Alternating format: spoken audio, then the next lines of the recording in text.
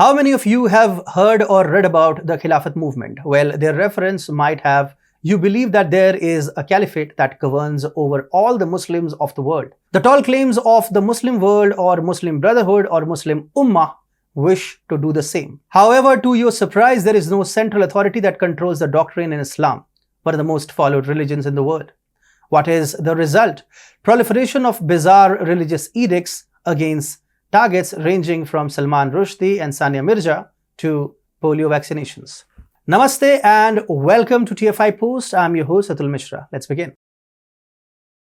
You must be thinking, why are we suddenly talking about fatwas? Well, because Bareilly's Dargah Ala Hazrat has issued a fatwa for Muslim women not to shape their eyebrows or get a haircut. The issued fatwas forbid Muslim youth from engaging in non-Islamic acts of hiding their identities while getting into love affairs and marrying non-Muslim girls. In addition, the fatwa warns men against getting hair transplants.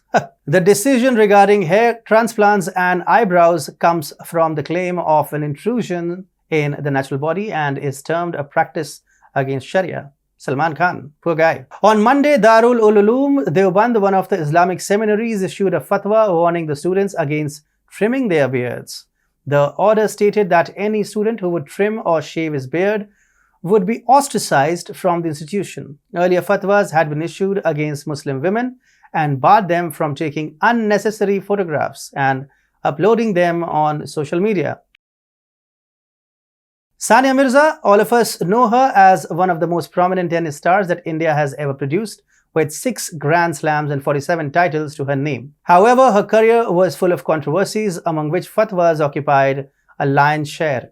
While she was at the top, around 2005, a fatwa was issued that her dressing was indecent. The fatwa had called her tennis skirt and shirts un-Islamic and corrupting. The same year at Wimbledon, she wore a t-shirt that proclaimed, "Well-behaved women rarely make history." Well, here the highlight is not Sania Mirza, but the fatwa issued against her. But she is not the only one. Iran's supreme leader Ayatollah Khomeini issued a fatwa against Booker Prize winner Salman Rushdie in 1989, calling for Rushdie to be slain for insulting Islam in his novel The Satanic Verses. As a result of this fatwa, Rushdie was forced to live in fear for his life for 33 years, until his fears came true. He was stabbed last year, due to which he lost an eye.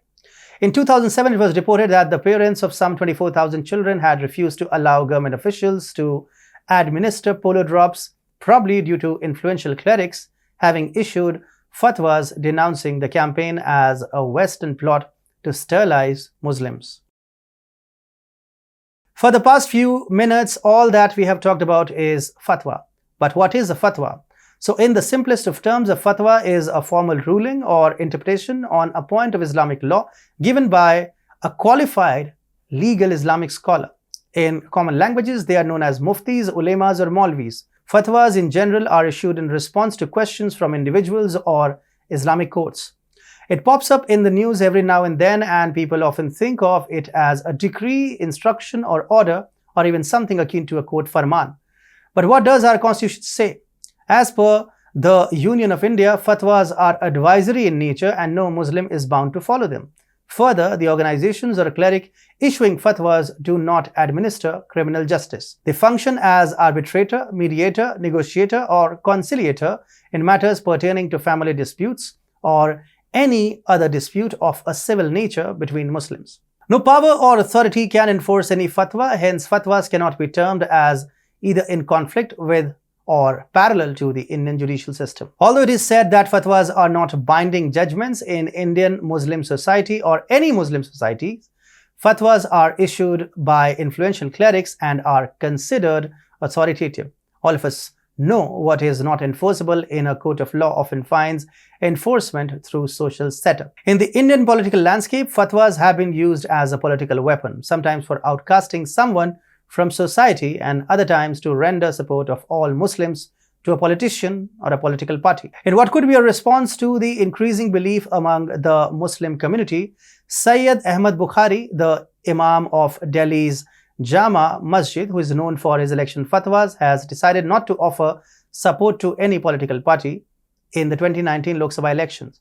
The incident was much talked about, as before this, it was quite common for imams and other Muslim clerics to decide electoral votes for the entire community. Fatwas have been issued to prohibit singing Vande Mataram, a song that holds high India's sovereignty. Fatwas are a day-to-day affair, and when the menace will stop is, quite frankly, difficult to say.